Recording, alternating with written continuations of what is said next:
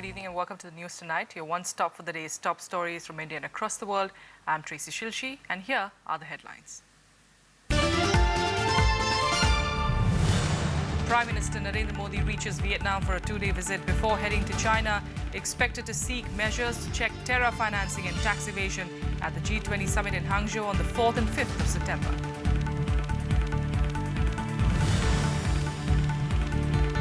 Ahead of that visit, the Prime Minister held talks with Egyptian President Abdel Fattah al-Sisi.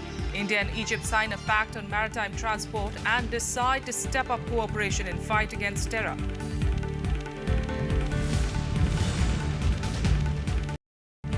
All India strike by trade unions for better wages and changes in labour laws affects normal life in some states. However, metros including Delhi and Mumbai unaffected. The All India Muslim Personal Law Board tells the Supreme Court it cannot interfere in personal laws in the name of social reform, justifies the practice of triple talaq.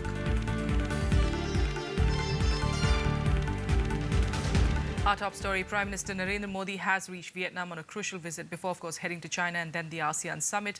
During his visit to Hanoi, the Prime Minister is expected to firm up defence, trade and maritime security cooperation between the two countries. RSTV's Neelo Vyas, in fact, getting us this report from Hanoi on the meaning of this visit before the two significant multilateral summits. Prime Minister Narendra Modi arrived in Vietnamese capital Hanoi on Friday to a very warm welcome.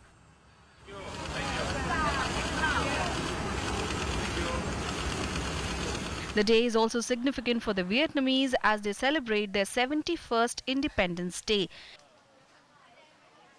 The excitement among the locals is palpable as they wait to experience what they call the Modi phenomenon. This will be the first visit by any Indian Prime Minister to the country in the last 15 years. I love Modi. We excited for Modi. As the two countries gear up to celebrate 45 years of diplomatic ties and 10 years of strategic relationship, Indians who have invested and settled down in Vietnam have high hopes from this visit. There are around 2,000 Indians in Hanoi and Ho Chi Minh City who want to convey to the Prime Minister to make all efforts to extend the trade partnership. Mr. Modi is probably one of the most dynamic leaders we have seen for many, many years. So that itself is an expectation that he lands in our country. And we feel it's already delayed coming to this part of the world. So in the last 1-2 years, we have built up that part of the excitation to see him in person. That's one. What message I see that India is giving an important place to Vietnam before going to G20 summit, as well as the ASEAN summit in Laos.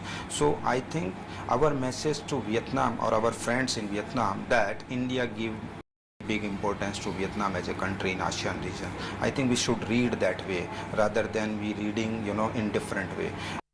The current trade volume between India and Vietnam is $8 billion and both countries have pledged to cross the 15 billion mark by 2020. Apart from boosting trade ties, the countries are seeking to boost cooperation in defence, maritime and cybersecurity. Prime Minister Modi's brief stopover at Hanoi will be a day-long program packed with bilateral meetings, signing of contracts and an address to the media on 3rd September. China's influence in the region is also likely to come up during talks as the visit comes close on the heels of the Court of Arbitration's order on the South China Sea dispute. It's a third visit by Prime Minister Narendra Modi to Southeast Asia since the time he's become the Prime Minister, which is a clear indication of the fact that India wants to rise high in the strategic calculus of this region. It clearly wants to become a balancing power, but how it can do it, avoiding reactions from countries like China, will be a major test. With camera person Sudhanshu and Anirban, this is Neelo Vyas signing off from Hanoi for Rajya Sabha TV. And upon his arrival at his hotel in Hanoi, the Prime Minister also met with several members of the Indian community who are, of course, residing in Hanoi. Neelo Vyas will be getting us all those details from there. And she also spoke to the Indian ambassador to Vietnam, Mr. P. Harish, about what is expected during this tour. Prime Minister Narendra Modi is arriving in Vietnam today, and it's the first visit by any Indian Prime Minister in the last 15 years. What are going to be the focal points of this visit? Joining me now is India's ambassador to Vietnam, Mr. P. Harish. Welcome, Ambassador, on this program.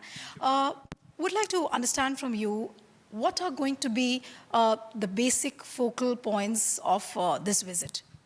You know, our relationship civilizationally is over 2,000 years old. The advent of Buddhism from India to Vietnam, the fact of the Hindu Champa civilization in central and southern Vietnam, the shared experiences of the freedom struggle, the close relationship between our leaders and peoples. So this is the first bilateral visit of an Indian Prime Minister to Vietnam in 15 years. Next year, we celebrate the 45th anniversary of the establishment of diplomatic relations and the 10th anniversary of the establishment of our strategic partnership.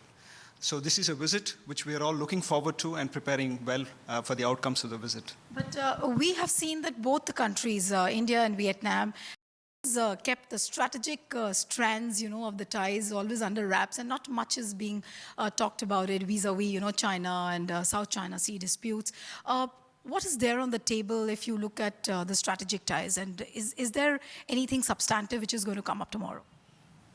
I think the strategic relationship between our two countries is comprehensive and encompasses defense and security relations, a very robust economic engagement with trade and investments, cultural exchanges, people-to-people exchanges, a strong cooperation in various dimensions of science and technology, and a lot of focus on training and human resource development. A lot of it is being read into Prime Minister Modi's visit because we just had the final award by the Permanent Court of Arbitration on 12 July. And the very fact the people are saying that there's some kind of a message which India is trying to send out to China. How should we really officially look into this aspect? I think the visit of the Prime Minister is important for our bilateral relationship, for our strong strategic partnership, and for the fact that a visit from our side has not taken place, a bilateral visit from our Prime Minister in 15 years. The visit is long overdue, and we look forward to very strong outcomes of the visit tomorrow. So I think you should look at it from that perspective. Thank you, Ambassador. Thank you for an interview to Rajya Sabha TV. Egyptian President Abdel Fattah el-Sisi today met Prime Minister Modi before, of course, he left for that trip to Vietnam. He met the president in New Delhi today, and the two leaders decided to significantly step up their defense and security cooperation in order to deal with the twin challenges of terrorism and radicalization. Both sides also agreed to cooperate on key issues like UNSC reforms and enhancing mutual trade and investment. Prime Minister Narendra Modi and Egyptian President Abdel Fattah el-Sisi on Friday held summit-level talks in New Delhi. Delegation-level meetings followed the talks that focused on deepening the India-Egypt relationship. The two leaders also witnessed the signing of an agreement on maritime transport before making a joint statement to the media. Prime Minister Narendra Modi said there exist multiple pillars of strengths that can be exploited by both countries. The two sides also spoke about terrorism that both countries are fighting against. The Prime Minister said Egypt agreed to cooperate on fighting terrorism together with India by means of intelligence sharing.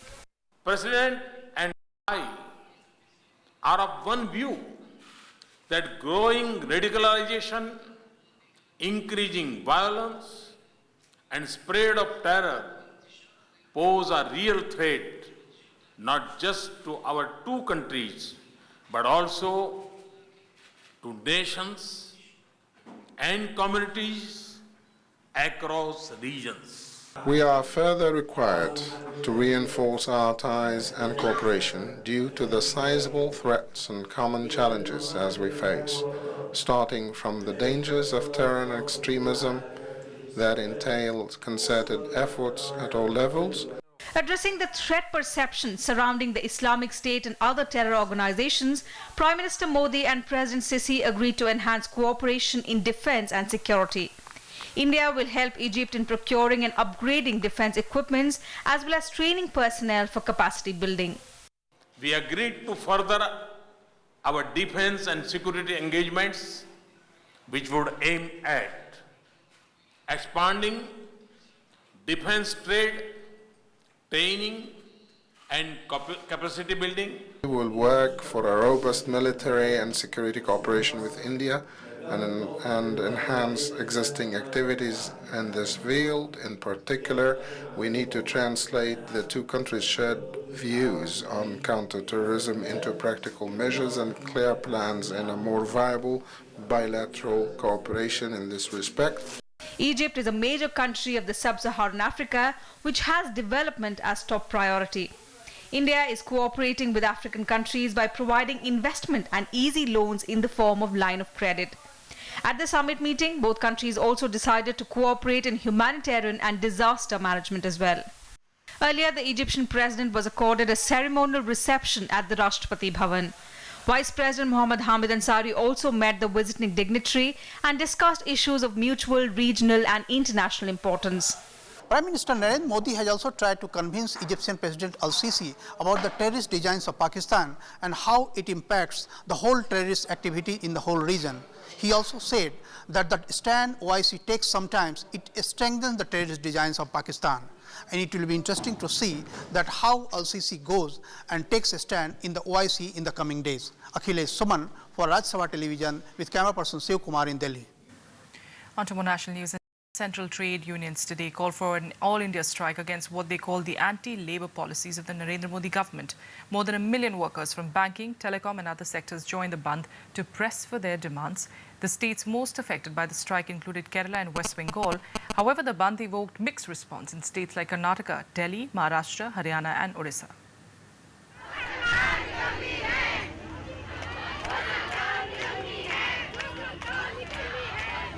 At least 18 crore workers from 10 central trade unions went on a one-day nationwide strike on Friday.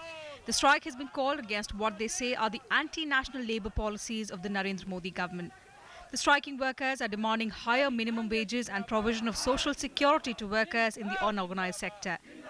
As a result of the strike, banks, insurance companies and many other government offices remained closed. Public transport and the telecom sector were also affected. The unions claim the government has ignored their 12-point charter of demands. ये अंबानी का साथ बात करते हैं, ये अदानी का साथ बात करते हैं, ये कॉर्पोरेट का फेवर में काम करते हैं। हम इसका खिलाफ आज रास्ता पर है। हम चाहते हैं ये सरकार हमारे बात सुने, मजदूर के बात सुने, महंगाई को रोके, नया एम्प्लॉयमेंट जनरेट करे। अगर सरकार हमारा बात नहीं सुनेगी तो हम आने वाले दिन में और जबरदस्त हड़ताल करेंगे। West Bengal was the worst affected due to the strike. In Siliguri, 15 people were arrested along with Municipal Corporation Mayor. Chief Minister Mamata Banerjee hardened her stand against the strike, warning of a strong action against those who disrupt public life. However, the left party is vowed to ensure that the strike was successful in the state. Demanding that ordinary workers should also get a rock bottom of 18,000 rupees minimum pay, take-home pay, so that they can have a good, happy family life. We want that every worker should get at least, at the fag end of their life, 3,000 rupees minimum pension. Strike will be a very big success, very big success. It will send a strong message to Mr. Modi government, to the central government. They have to reverse the anti-worker, anti-labor policies. In Delhi, the state government invoked the stringent Essential Services Maintenance Act. A strike by 20,000 nurses in Delhi's RML hospital was also declared illegal. In left-ruled Kerala, government offices, schools were closed and all public transport stayed off roads. Normal life was disrupted in most parts of Odisha as well. Train services were affected following rail roko by agitators. In Telangana, banking operations came to a standstill with over 15,000 employees belonging to various banks participating in the general strike. The impact was partial in Punjab, Haryana, Bihar, Uttar Pradesh and Maharashtra. On Tuesday, the central government had appealed to the unions to call off the strike after an emergency meeting with Prime Minister Narendra Modi. Bureau Report, Rajya Sabha TV. The All India Muslim Personal Law Board told Supreme Court on Friday that it cannot interfere in religious freedom and rewrite personal laws in the name of social reform. In a document justifying the practice of triple talaq, the board said that its validity cannot be decided by the Supreme Court. The top decision-making body of Muslims submitted that the triple talaq form of divorce is permissible in Islam, as the husband is in a better position to take a decision because they won't take hasty decisions, and it is used only when there is a valid ground. The board also stated that issues of marriage, divorce and maintenance differ from religion to religion and cannot be questioned by the court. The law board also clarifies that it was a misconception that a Muslim man enjoys unilateral power in divorce, and said that even though Islam permits polygamy, it does not encourage it. Muslim personal law जो है वो हमारी शरीयत का एक हिस्सा है और ट्रिपल तलाक का मसला हमारी शरीयत में का एक अंदरूनी मामला है। इसमें किसी किस्म की कोई तब्दीली या इसमें किसी किस्म का कोई इंटरफेरेंस किसी भी जरिए से नहीं किया जा सकता। ये एक पुरुष प्रधान ग्रुप है और ये एक बन बैठे हैं मुस्लिम समाज के लीडर, और इसके ऊपर इनका रोजगार भी शायद निर्भर करता है और इनको अपनी सत्ता और अपनी जो एक तरह से कहें कि हेजेमनी है वो दूर हो जाने का इनको डर है। तो ये अपनी सत्ता और अपना पावर बरकरार रखना चाहते हैं, इसलिए इस तरह की बातें करते हैं जो कुरान में नहीं है और जो संविधान में भी नहीं है। How a dignity could be given to a lady if she is thrown like a vegetable, uttering 3 times talaq? Is she not a citizen? Is she not a human being? A woman belonging to Muslim community is also a human being. She is bound by all the laws that are applicable to all women in this country. For all women, one law, and only for Muslim women, why separate law regarding talaq, regarding adoption, regarding maintenance. With a quick break here, we'll be back with the international news in a bit. Stay with us.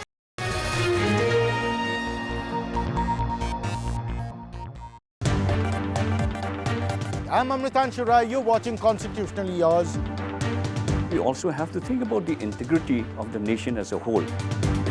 Intricacies of the procedural laws should not be an impediment while dispensing justice. Government has a problem in the complex land tenure system of the state.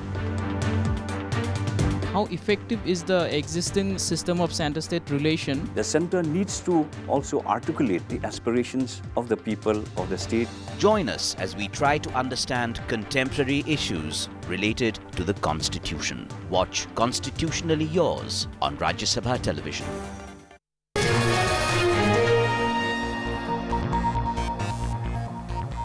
Welcome back. Let's get into more national news now. The Supreme Court today urged Karnataka to consider taking steps to release the Kaveri water to Tamil Nadu. Advising the Karnataka government to embrace the principle of live and let live, the top court said that it must help its neighbour to continue to exist as an entity. The advice comes in the wake of the court's observation that Tamil Nadu had suffered water deficits for 3 straight months in June, July and August this year. The court will now hear the case in detail on Monday.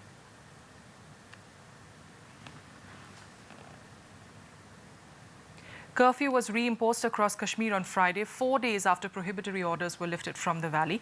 The order came as a precautionary measure ahead of Friday prayer congregations, even as normal life remained paralysed in the valley.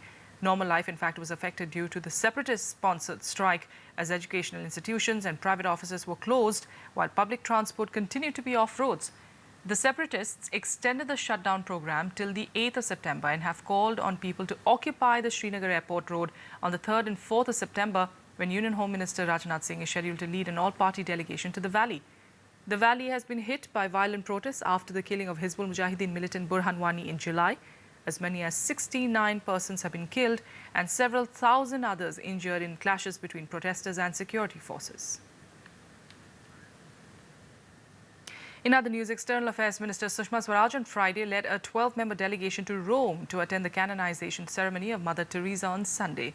Apart from the central government delegation, 2 state government-level delegations from Delhi and West Bengal, led by Chief Ministers Arvind Kejriwal and Mamata Banerjee, will also be attending the ceremony in Rome. In March, Pope Francis had announced that Mother Teresa, founder of the Missionaries of Charity, will be elevated to sainthood after a church recognized 2 miracles attributed to her after her death in 1997.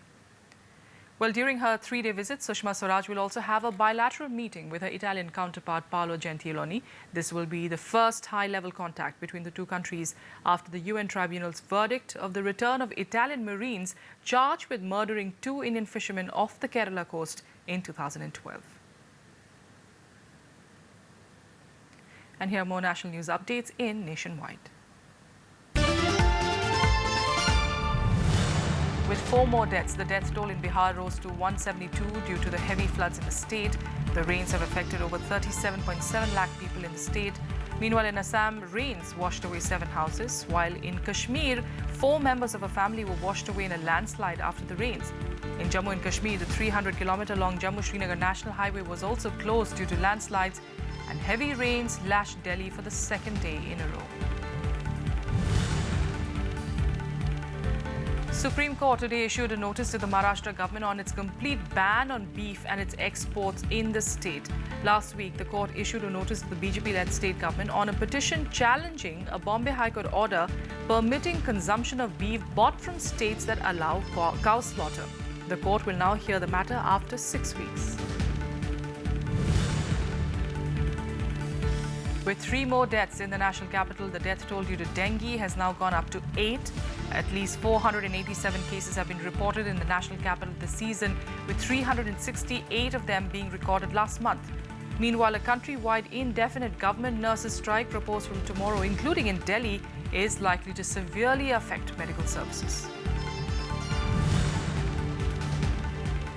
Supreme Court today asked Sahara Group chief Subrata Roy to show money as proof after the group claimed that it had refunded 18,000 crores to investors. The court also ordered SEBI to look into how Sahara is raising the money through property sale abroad. Roy, of course, is currently on parole. The court will hear the case again on the 16th of September.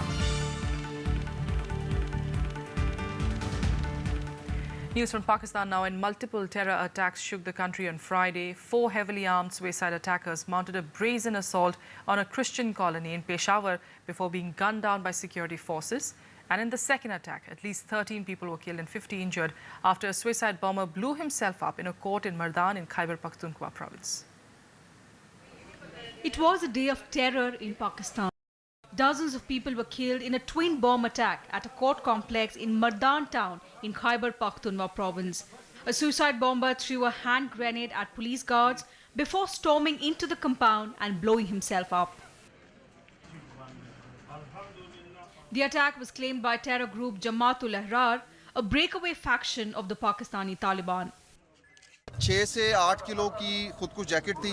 इसने पहले grenade फेंका है। वो grenade police वालों पे उसने attack जब किया तो पुलिस वाले उसमें जख्मी हुए ग्रेनेड से। पहला धमाका ग्रेनेड का था, दूसरा फिर वो जो 6 से 8 किलो बारूदी मवाद की जैकेट थी उसका था। The blast came just hours after 4 gunmen attacked a Christian colony in Peshawar, an attack also claimed by Jamaat-ul-Ahrar. The attackers, wearing suicide vests, were killed during a gunfight with security forces. 1 security personnel was also killed and several others were injured in the attack.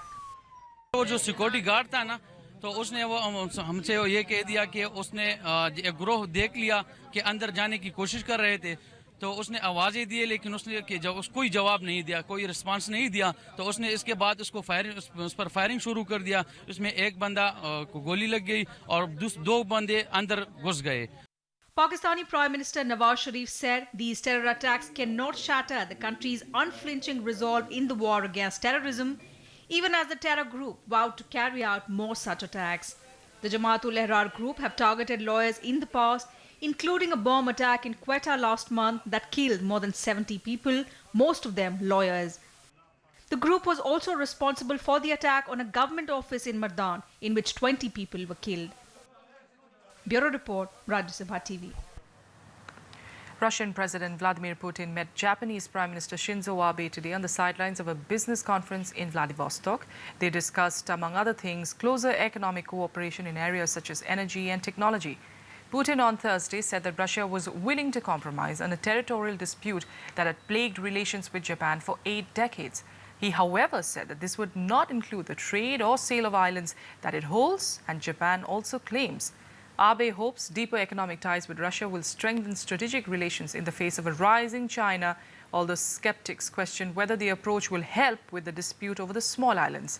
The dispute over Moscow's seizure of the southern Kurils from Japan in the final days of World War II has prevented the two countries from signing a treaty formalizing the end of the war.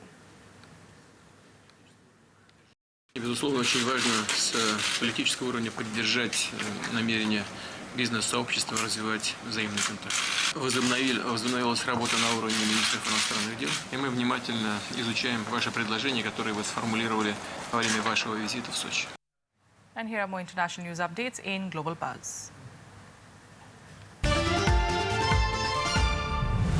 Uzbek President Islam Karimov passed away today. He was critically ill for the last few days after suffering a brain hemorrhage last week. He did not designate a successor, and analysts say that the transition of power is likely to be decided behind closed doors by a small group of senior officials and family members. A powerful earthquake measuring 7.1 on the Richter scale struck coastal areas of New Zealand this morning. Authorities asked people to evacuate their homes temporarily due to fears of a tsunami. However, the evacuation order and tsunami warnings were lifted a few hours later.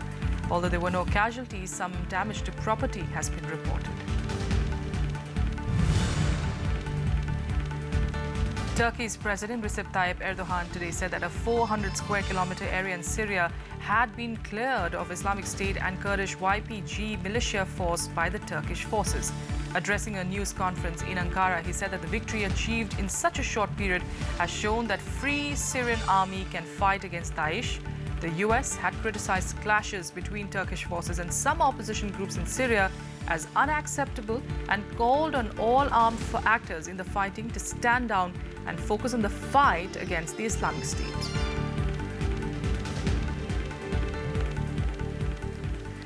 All right, sports now. And at the US Open, the Williams sisters advanced to the third round with straight set victories in their respective matches. World number one, Serena, swept past US compatriot Vania King 6-3, 6-3 in just 65 minutes, while her elder sister Venus defeated Germany's Julia George 6-2, 6-3 to stay on track for a possible semi-finals clash with her sister.